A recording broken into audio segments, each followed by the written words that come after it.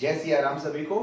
आज हम आपको वाल्मीकि रामायण के बालकांड के अध्याय 34 की कहानी सुनाएंगे। तो अभी तक हमने सुना कि राजा ब्रह्मदत्त के साथ कुशनभ की 100 पुत्रियों का विवाह हो जाता है और जब वो विवाह के बाद चले जाते हैं तो महाराज कुशनभ के मन में पुत्र की प्राप्ति की इच्छा प्रकट होती है और वो पुत्रेष्टि यज्ञ करवाते हैं।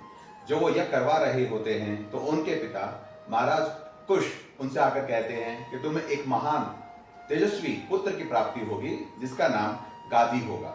और उसके बाद महाराज कुश स्वर्ग चले जाते हैं।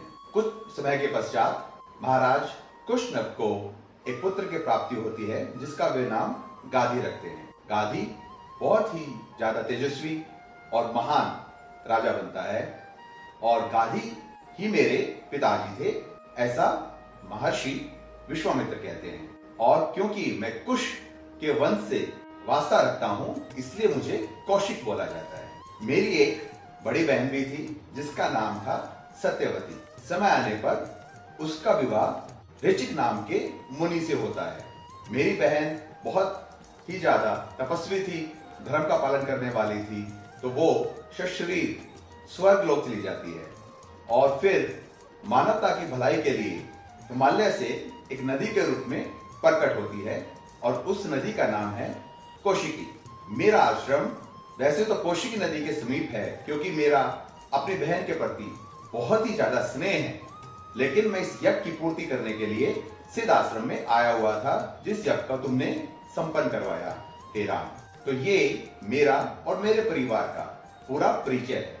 और यह कहकर महर्षि विश्वामित्र राम जी को अपने पूरे कुल की कहानी सुनाते हैं और फिर उसके बाद कहते हैं कि आधी रात बीत चुकी है और रात्रि का समय विश्राम करने के लिए होता है, तो अब हमें विश्राम करना चाहिए ताकि आगे के रास्ते में विलंब ना हो। और इस प्रकार आज की कहानी संपन्न होती है। कितनी सुंदर कहानी है महर्षि विश्वामित्र के कुल की कि कैसे क्यों उन्हें कौशिक बोला जाता है, क्योंकि वो कुश के वंश से वास्ता रखते हैं। तो ऐसी अद्भुत कहानियों के लिए हम आप सबसे निवेदन करते हैं कि आप हमारे पेज को ज्यादा से ज्यादा लोगों के साथ शेयर कीजिए और उन लोगों से फॉलो करवाइए ताकि राम लखन यात्रा की वाल्मीकि रामायण की कहानियां सभी लोगों तक पहुंच सके।